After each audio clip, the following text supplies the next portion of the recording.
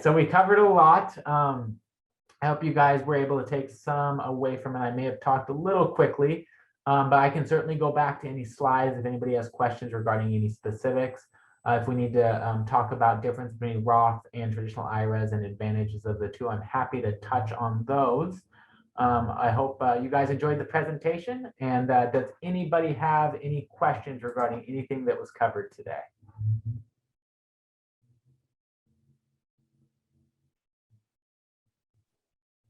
Cody, if we don't have any questions, I'm familiar with the differences, but sometimes those two can get confusing. There's a tax difference, I know, and then there's a couple other differences that can be advantageous as far as choosing one or the other. But if you don't mind touching on Roth versus traditional IRAs just for a minute here, that would be great. Yeah, absolutely. So this discussion is really, really important, especially for those who want to retire early.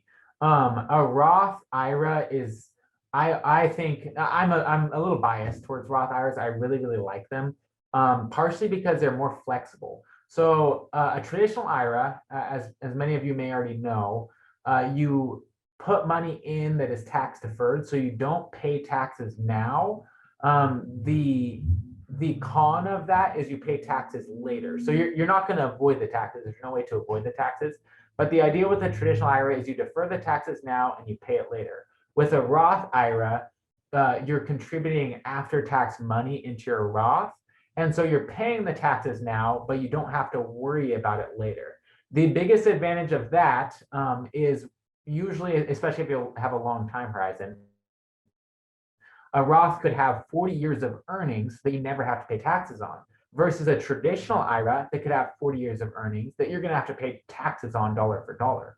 And so if you're very, very far from retirement, it makes a little more sense in most circumstances to do a Roth IRA.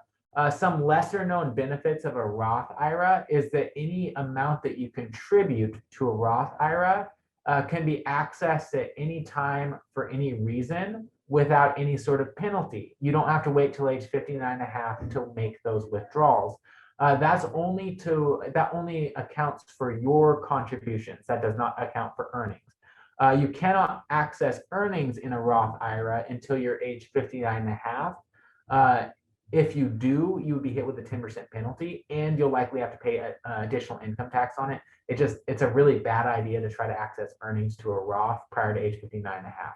However, a Roth, for people who want to retire early, say you've contributed a total of, say, $200,000 of your own contributions into a Roth account at age 50.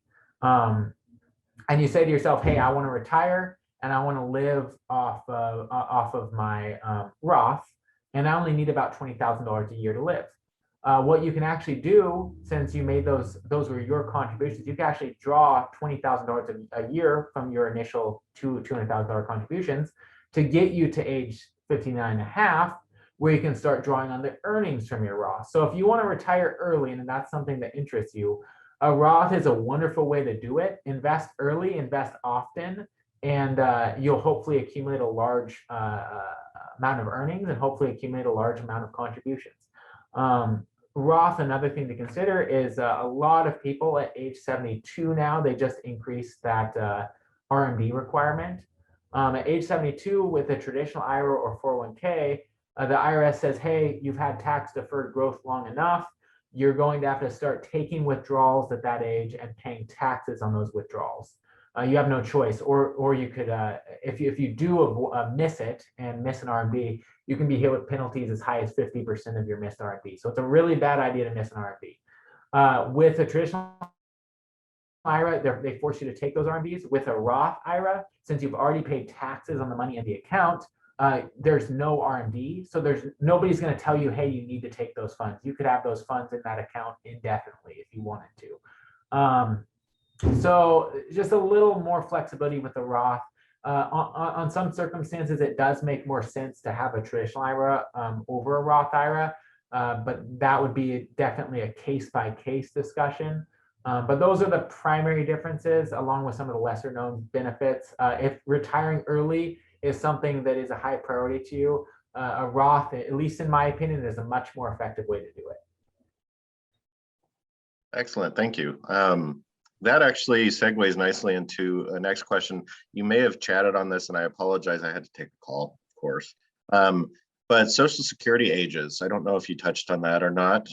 If you have any feedback on, you know, deciding to retire early, you know, because that can affect your Social Security. So I'm curious if you have any tips or suggestions on that on those ages. And I apologize if I did miss that. Yeah, absolutely. So that's a really important question. I deal with this a lot with clients. I mean, I'd say two of the biggest issues or two of the biggest problems that people are looking for help with are health insurance between Medicare and retirement. Because some people, if you retire prior to age 65, you need to figure out what you're doing for health insurance until 65, till Medicare kicks in. So that's one of the biggest issues. And to your point, Michael, the other biggest issue is when to take Social Security. And when you're first eligible for Social Security is going to be age 62. That is the minimum. You can't take, well, you could take Social Security before that if you qualify for a disability or other case. There are special circumstances. But generally, age 62 is the earliest you can take Social Security. Beyond that, the advantages to waiting are very significant. With Social Security, every year you defer Social Security benefits, your benefit increases. So to that point, I would recommend drawing from your IRAs or 401ks before drawing from social or starting Social Security as a way to push back your Social Security, because that just increases your benefit. For retirement age, which is the age that the IRS essentially is deemed is the average retirement age, or the retirement age that you should strive for is 67 years old. However, if you defer Social Security benefits further to age 70, you can actually increase your retirement or your Social Security benefits at age 67 by up to 132%. So you can receive 32% more benefit by waiting to age 70. There are calculators on the IRA or the Social Security website that will help you determine what your benefit would be each year of deferral. Every year you wait, your Social Security benefit's going to increase. So I tell people, if you can live off of your IRA or 401k or pension or whatever it may be until age 70, and then start taking Social Security benefits at age 70, you're going to maximize the amount of benefit that you can receive from Social Security. Excellent. Yeah, that's exactly what I was curious about